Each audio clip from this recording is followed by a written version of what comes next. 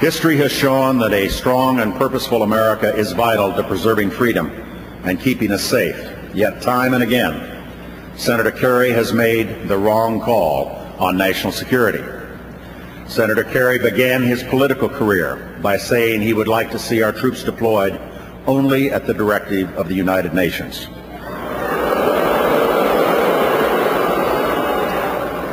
During the 1980s, Senator Kerry opposed Ronald Reagan's major defense initiatives that brought victory in the Cold War. And in 1991, when Saddam Hussein occupied Kuwait and stood poised to dominate the Persian Gulf, Senator Kerry voted against Operation Desert Storm. Even in this post-9/11 period, Senator Kerry doesn't appear to understand how the world has changed. He talks about leading a more sensitive war on terror, as though Al-Qaeda will be impressed with our softer side.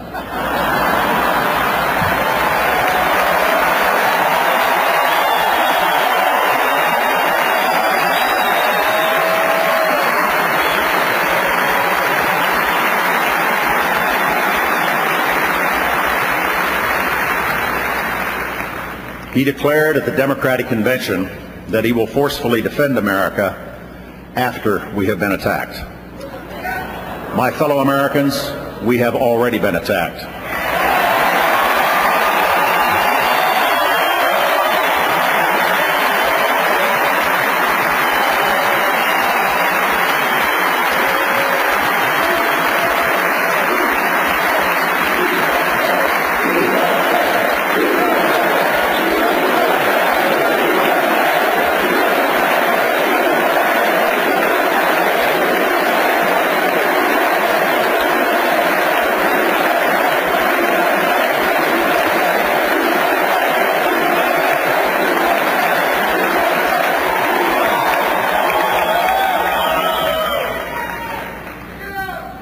We're faced with an enemy who seeks the deadliest of weapons to use against us, and we cannot wait until the next attack. We must do everything we can to prevent it, and that includes the use of military force.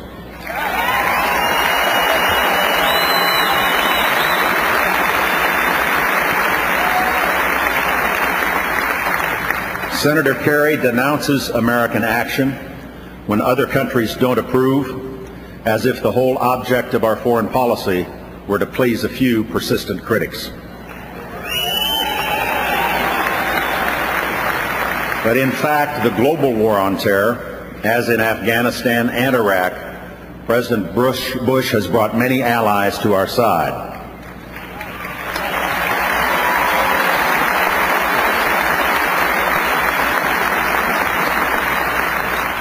But as the President has made very clear, there is a difference between leading a coalition of many nations and submitting to the objections of a few.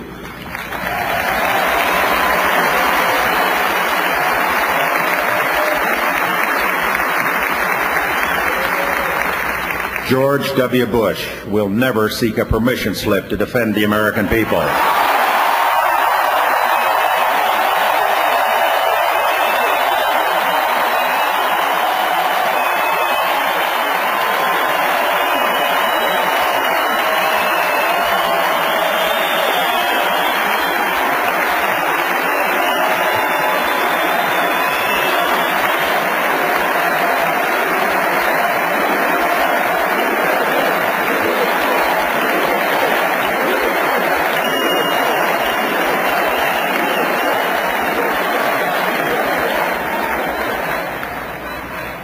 Senator Kerry also takes a different view when it comes to supporting our military.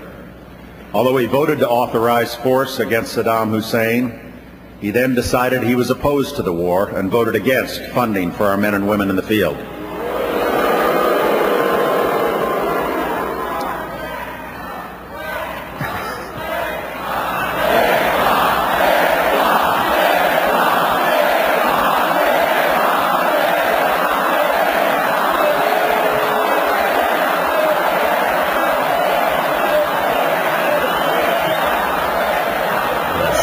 Sorry, it's too late.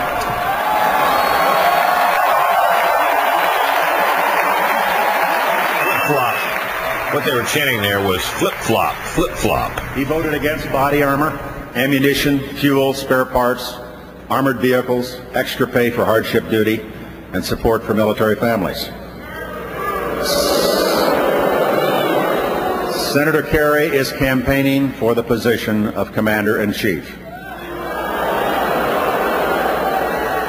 Yet he does not seem to understand the first obligation of a Commander-in-Chief, and that is to support American troops in combat.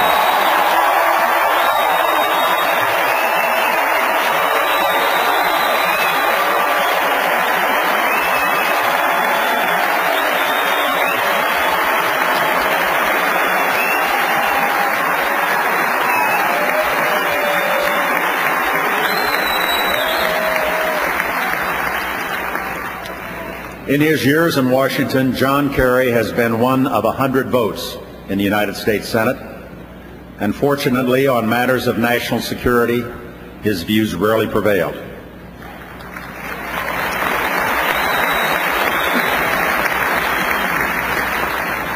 But the presidency is an entirely different proposition.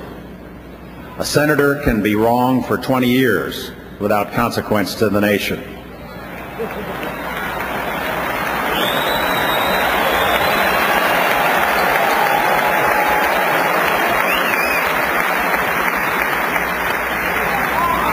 But a president always casts the deciding vote.